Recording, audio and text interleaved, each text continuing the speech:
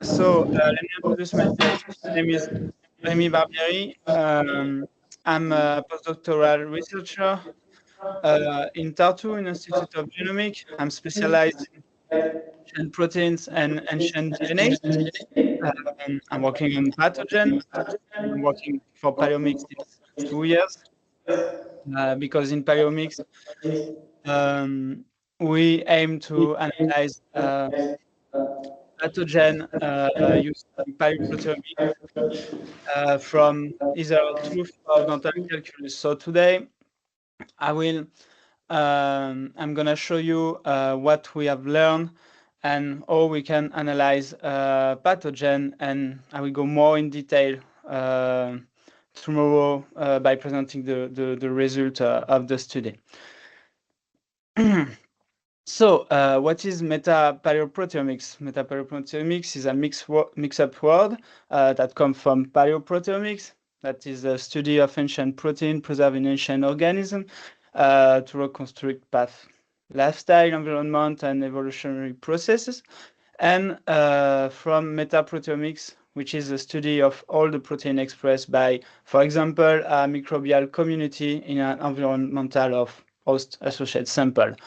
So this term is not widely used in the literature, and people use paleoproteomics rather. So you can use both. Metapaleoproteomics or paleoproteomics is quite the same stuff. So typically the study of ancient community level protein mixture to understand ancient microbiome, for example, or ancient pathogen. It will be the case for us. So why study ancient protein? If we want to analyze pathogen or ancient oral microbiota, because protein yield less information than DNA in general, and unlike DNA, they cannot be amplified. So that is limit the amount of data that can be analyzed. But proteins also add some advantage because they provide insight into gene expression, and protein have the advantage of being better preserved over time and in a wider variety of environments than DNA. For example, we can recover some protein from arid environment in some case, which is very difficult with DNA. Here you can see the most ancient protein ever recovered from animal sample is from Rhinoceridae, and the date back from 21 to 24 million years ago. So, in which sample can we recover some protein pathogen or oral microbiota? Basically, from every sample, from every organism that can have a disease. For example, from mummies, from coprolite, human or animals, from bones, also from some plant remains, or from ancient Bishtar. Here it's the references of the people that have found some pathogen using DNA. But in theory, if we can find some pathogen with DNA, we could be able to find some pathogen with proteins. One of the best sample to recover, for example, oral microbiota related bacteria is the dental calculus. So the dental calculus is this kind of plaque or crust that forms on the teeth.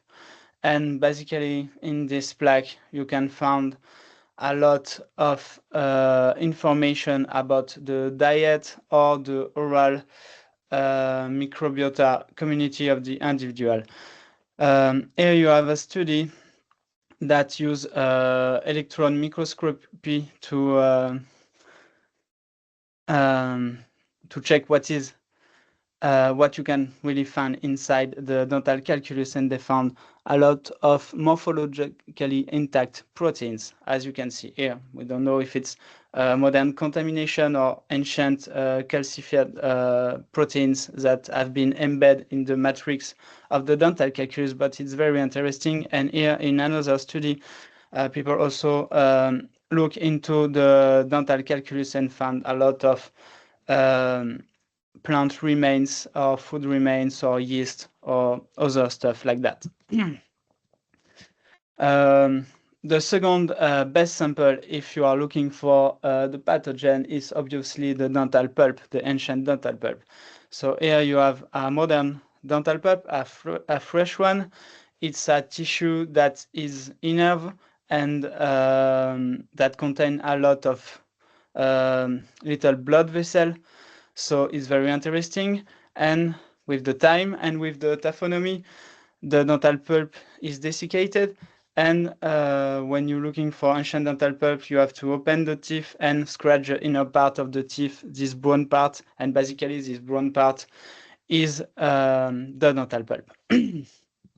So in the dental pulp, when you look inside the dental pulp with microscopy, you can find morphologically intact red blood cell in many dental pulp. Basically, it's a dry drop of blood. You can also find some polynuclear cell. We don't know exactly what is it. You can find also some ancient odontoblasts, that is the cell that are responsible of the formation of the dentin, for example. And what is more interesting, you can also find intact white blood cell that can produce some ancient antibodies. So it's very interesting if you are looking for pathogens. So as you can see, there is a lot of cell and conserved tissue in ancient dental pulp, and so the dental pulp will enable the identification of blood pathogen inside. Oh, sorry, what I've done. Okay.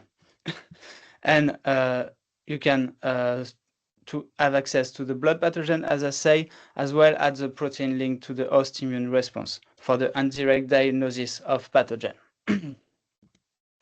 So, what makes identifying pathogen or oral microbiota bacteria so challenging in paleoproteomics?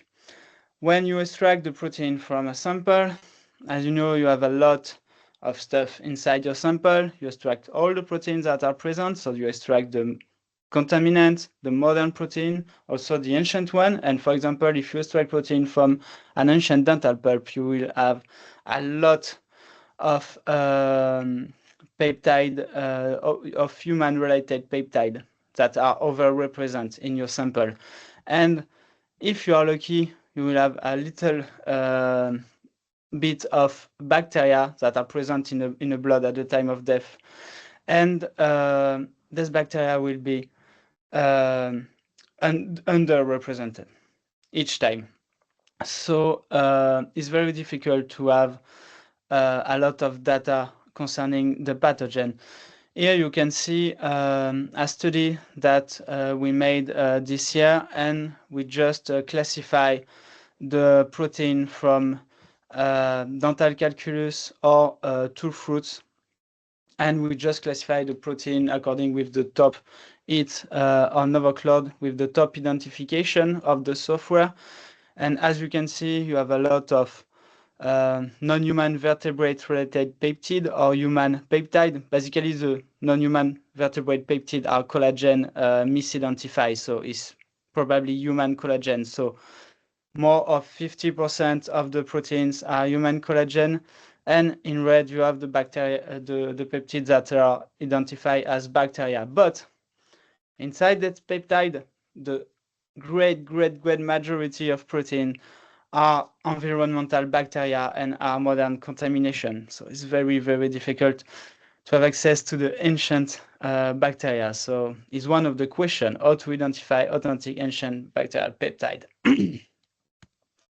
So Or can we have access to the ancient peptide sequence of the bacteria to do some direct diagnosis of the pathogen? So, as you know, there is two ways to analyze ancient peptide with PaleoProteomics that are greatly used right now is MALDI-TOF.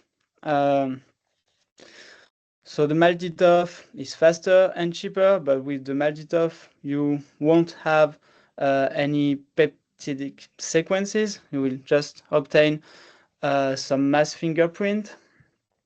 So the reliability of your result will depend of the reliability of your database. So you can use this method to analyze ancient protein, but to my knowledge, nobody uses that right now because it's very difficult for ancient protein. It's better for identifying ancient collagen or ancient species. Right now, everybody use the LC-MS method because with this methodology, you can have access to the peptide sequence. So it's very important. And here in PaleoMIX, we use the LC-MS that is longer and more expensive, but we want to analyze the peptide sequence of the pathogen. So how can we get the peptide sequence from the LC-MS? I won't go through all the technical detail here because it's not the point, and I think that others will do better than me. But basically, when you have your peptide mixture, you have a phase of separation by liquid chromatography in general, and you will obtain a first spectrum, the MS1, which represents intact peptide. Each spectra is a different peptide, and after the MS analysis, we select a precursor ion, typically a peptide ion in MS1, and it will fragment this peptide in a collision cell, and the detection will result in different fragment ion to determine the peptide sequence. Here, each peptide is each spectra, can yield information on a different amino acid. So let's dive into some case studies. The first and the best study that have been made on ancient oral microbiota pathogen has been done in 2014 in Nature Genetic by Wariner and collaborator. And so they analyze dental calculus, as you can see here, from a site in Germany dating back to 10 to 13 centuries ago, century of the common area, sorry. And in that study, that is interesting, in that they extract the DNA and the protein from the same sample. And so they can have access to a kind of positive control, because with ancient protein, it's very difficult to be sure that the ancient peptide sequence that we analyze are really ancient. And is easier with DNA, because with DNA you have a pattern of degradation that show that your DNA is ancient. And so when you can compare the both results, is better to be sure that your peptides are really ancient. And in that study, they find, for example, Tanarella forsythia, that is a bacteria that can be responsible for periodontitis in the mouth. And they found the whole genome with the DNA, and they found also a lot of peptide sequences. Here you can see they found 137 different peptides distributed across 10 different proteins. And you can see that the ion coverage of Tanarella forsythia peptide is very good. And so the identification is really reliable. And you can see here all the other putative pathogen sequence that have been identified, and there is a lot of overlapping between the DNA and the protein sequence. So that study is very, very interesting, and the first study to show what we really can have in terms of pathogen inside into dental calculus. And here you have an example of the direct diagnosis of ancient pathogen using LC-MS/MS with the direct analysis of the peptide sequencing.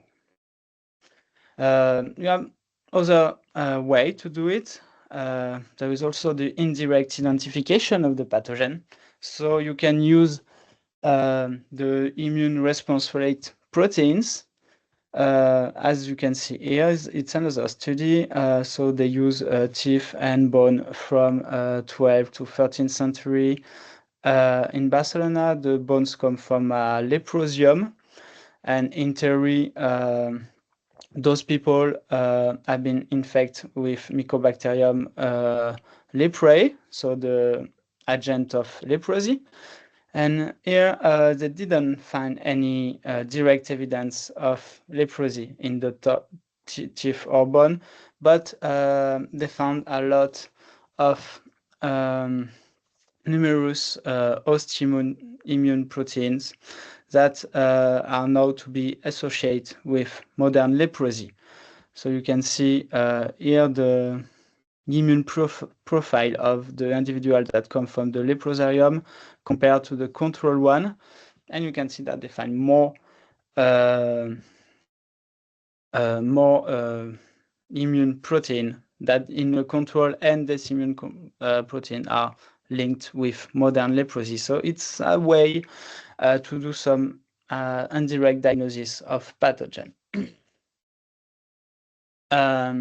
There is also another way that is also the indirect diagnosis of pathogen, that is so-called paleoserology, is the analysis of ancient human memory.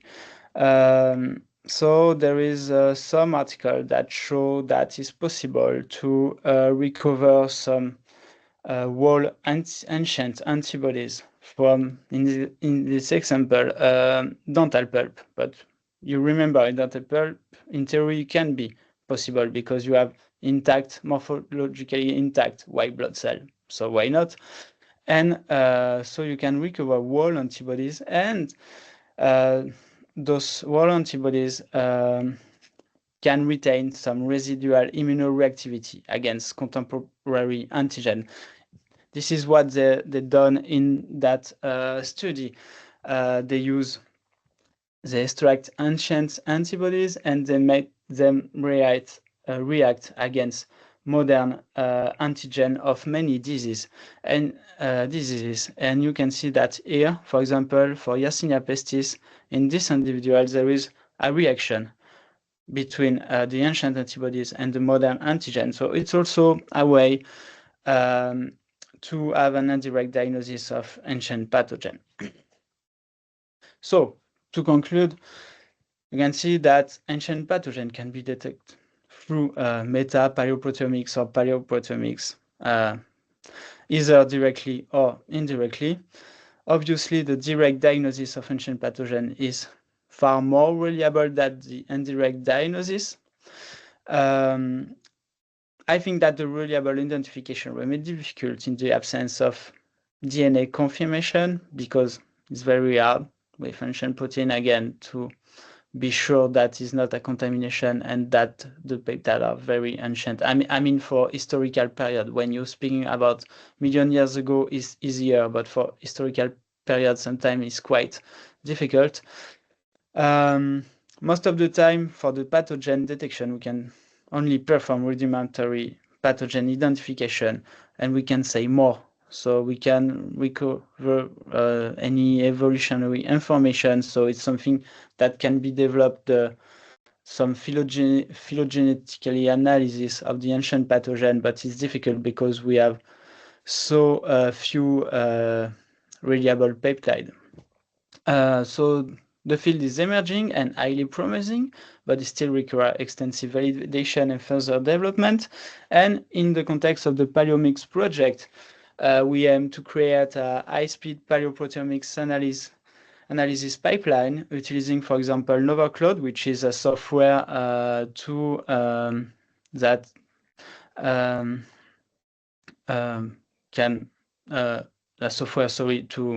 analyze the ancient peptide like MaxQuant or pFind, to identifying pathogens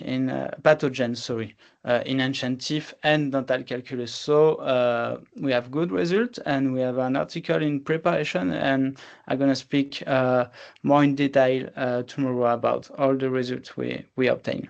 So thank you.